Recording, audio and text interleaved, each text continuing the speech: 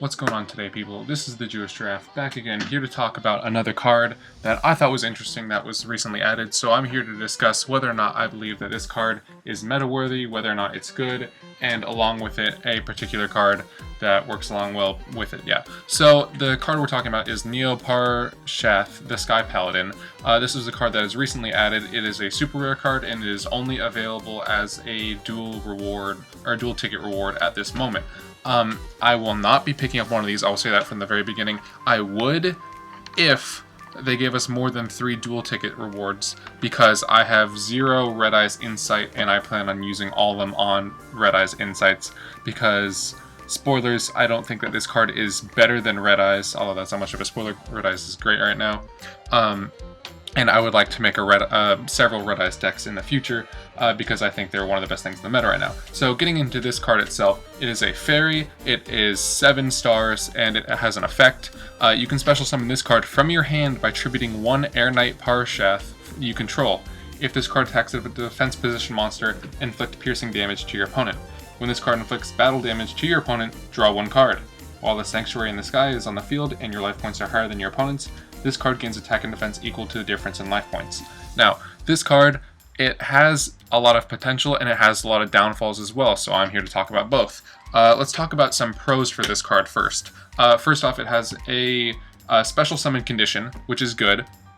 The special summon condition itself isn't very easy, since you need to tribute, or you need to get your Neo-Parshath on the field first, which is difficult. There are a number of ways to do that, the most easy, of course, being a tribute. So keep 1 card on the field first, have that in your hand, summon this, hope this is in your hand as well, and then special summon it out.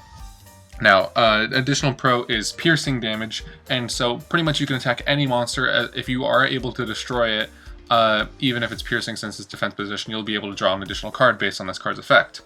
So that is another big bonus. So right off the bat, this card has 2 pretty good effects. It does have the additional effect. If you have the Sanctuary in the Sky on the field and your life points are higher than your opponent's, it does gain that boost in attack. So say you're at 4,000 life and your opponent's at 2,000 life, this thing's going to be able to do more massive damage, since with that boost to the opponent's, or the boost to this thing's attack points based on your opponent's difference. When you inflict that piercing damage, your opponent's life point decreases, this thing's attack increases, and its defense increases as well, meaning this thing is a potent threat out there, and it can do a lot of damage. Additionally, it is important to note that this increase in attack and defense doesn't stay if your opponent were to say Econ take this card away from you. So moving aside from the pros, I want to talk about some cons for a second. So a cons is that you have to, one particular con is just the difficulty of how you have to special summon this. You don't have to special summon it, you can normal summon it, which is a good thing. Additional pro I should have talked about in the pro section, but anyway, this whole thing's kind of loose.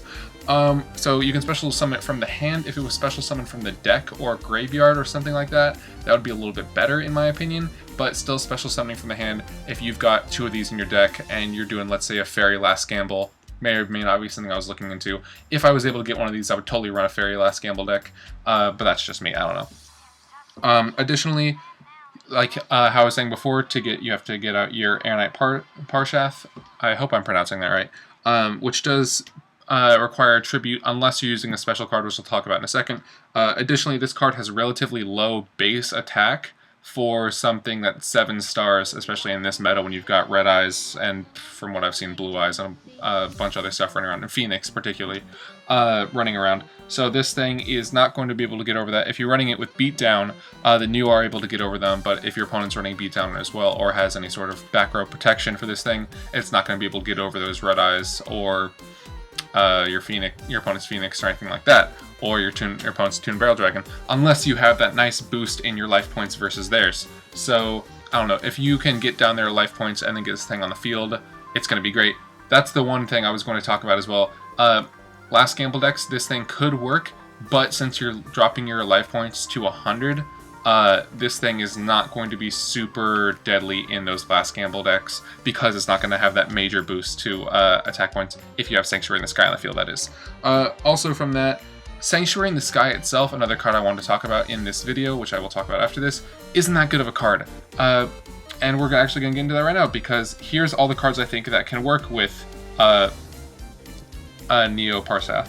So I want to talk about Sanctuary in the Sky first off. So this is a field spell card. It is another card that you can only get from the card rank tickets. So battle damage to the controller of a fairy type monster from a battle involving that fairy type monster becomes 0. So basically, say you've got your Air Knight, Parshath, whatever, and you got Sanctuary in the Sky up. They've got a Red Eyes on the field. They attack into you. They still destroy it, but you don't take any battle damage. So pro, you're not taking any battle damage. Con, your card is still getting destroyed. So it has some potential, but it's not the best card out there right now by any means. And honestly, if I was running a fairy deck, I don't even think I would include this card in it. At most, I think I would run 1, and I picked up 2 from the ranked duel rewards, and I think that was a mistake. I really only should have picked up 1. I thought it had more potential. Also, I wasn't really thinking. Also, it's just a rare, so it's not that big a deal. I already have most of the other rares anyway, so that's not a big deal. Another card I want to talk about was Court of Justice. So this card, it's really good. You see it a lot in level 57, the standard duelist decks. So they run this thing around with Wadapons and Freya, Spirit of Victory, and Guardian Angel Jones, and Air Knights. So that deck is actually pretty good.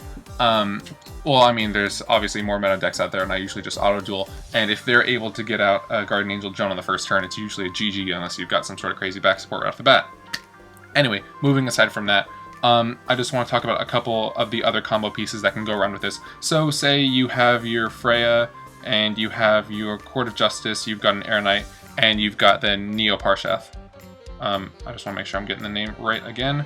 Yeah, Neo-Parshath. So say you've got all these guys up in your starting hand. You Freya into Court of Justice, into Air Knight, into into Neo-Parshath, and then bam, you've got yourself Freya out on the field. It's in attack position, so you're going to get attacked. Sorry about that. Neo-Parshath is up to 2800 attack, and you can go in for some nice damage. Other cards, so you can see all the rest of these right here, are important things. I think Zolga is a really good card because you can tribute this for your Air Knight Parshath, tribute it, and then you gain 2,000 life points. So say your opponent's at 4,000, you're not 6,000, you bring out your Neo-Parshath, you've got a 2,000 point increase to this thing's attack, which is very potent right off the bat. So there are combo pieces with that. If I was going to run this deck, or if I had that card and I was thinking about running it, I would probably run it with Fairy Smile, because it's going to recover your life points by 1,000 if you reveal that fairy type monster. If you can get some serious draw power going in your deck and just get pretty lucky, you get that thing going, you're already going to be at, we'll say you're 1,000 over your opponent when you summon it. That's already 3,300 attack right there. So the whole thing with that is keeping your opponent's life points up. Now, I would be running this deck if I could get that card. I just want to emphasize this and repeat it again. But because of the way the ranked duel tickets and how I was unfortunately not able to get any Red Eyes in sight, I am not able to get any of those. So I just want to briefly go over the rest of them for a second, because some of these are probably a little bit strange. Cestus of Dalga is a good card because it'll bump it up from 2,300 to 2,800, and you gain life points to the damage inflicted to your opponent. Since it does piercing, you will always be inflicting damage to your opponent when you destroy a monster, unless it's something like a Exploder Dragon or something, or Hunter, whatever it's called. And that just boosts this card's attack even more. So there's also Agent of Creation Venus and Mystic Shine Ball. If you already have your Agent of Creation out and you get a Mystic Shine Ball, you special summon it, you tribute for the Air Knight, then you special summon the other card, bam, right there. Your life points are going to be lowered with the Agent of Creation, so it isn't the best option, but it's a pretty decent way to special summon and get the thing out. I only mentioned Senju the Thousand Hands because it could be cool to have some ritual things going with Shinato, so that's more piercing damage right there, even more big damage, say if you want to have it in some sort of Last Gamble deck. And you have, it might be a little bit clunky, I think, with that and Ritual, but I'm just saying this as a smaller option. You have all that. You have maybe, you could throw in a Dark Flare if you want to throw in some Decoichis as well, but I think it's really important to focus on the fairy aspect here. So you could also have your Guardian Angel Jones. I think maybe running 2 of these if you're running the Freya with Court of Justice. That could be a great idea. It's a good way to get Court of Justice to work, plus it'll boost everything's attack by 500, and they can't target your Freya with an attack. As long as you control another fairy type, that is. So, I don't know how to pronounce this thing's name. Hoshiningen? I don't know. This thing's good. It's basically the Starboy of fairies, or of light type monsters, I mean. So, you have this thing out. There's no way to special summon it without Court of Justice that I'm aware of. So you get to special, or you get that thing out of the field, and your Neo-Parshath, sorry, is going to have an immediate increase of 500. Is 500? Yes. 500 attack. So right there, you've got 2,800, not including any sort of life points gain that you have. And I only include Wadapon on there because it's another fairy 1-star monster, the only actual fairy 1-star monsters we have. Does this? No. It's interesting. This thing calls for a level 1 fairy type monster, but doesn't have any related cards. I think they should have related cards and have the single star fairies. So if I was going to have a deck for this, I haven't built any decks because I don't have the Neo-Parshath, but just as an example, I would have maybe 3 Courts of Justice, 3 Freyas, not that, 2 Guardian Angel Jones, 3 Air Knights, maybe 2 of the Neo-Parshaths, maybe a Cestus of Dalga. Oh, I forgot to talk about the Dunami Stark Witch, which is another pivotal card. You should be running 3 of these in any sort of deck that has these fairy cards going.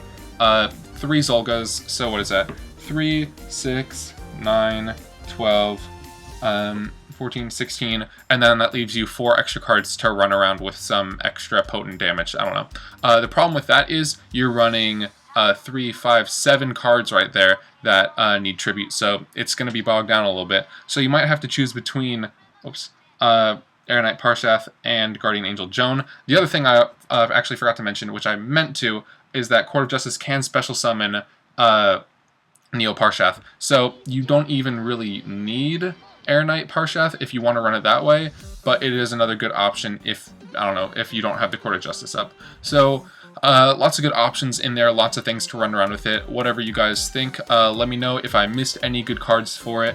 Please let me know, and I'll credit you in the comments or in the description. Yeah, so I hope you enjoy. This is the Jewish Draft, just saying. Hope you enjoy. Oh, one other thing I also want to talk about. I have it written on my notes here. I should have talked about this before. If you use any of, well, if you use this card at all in a deck, and you do anything cool with it, please leave a description or leave a comment with a link to any sort of video or any sort of replay or something, because I want to see this card in action. I haven't heard really anyone talking about it since I initially thought it was garbage, but it's not as garbage as you think. Like, there's definitely some potential for it. So if you do get any, or if you do manage to do anything cool with it, please let me know. Again, this is the Jewish Draft signing off. I hope you enjoy, and thanks for watching.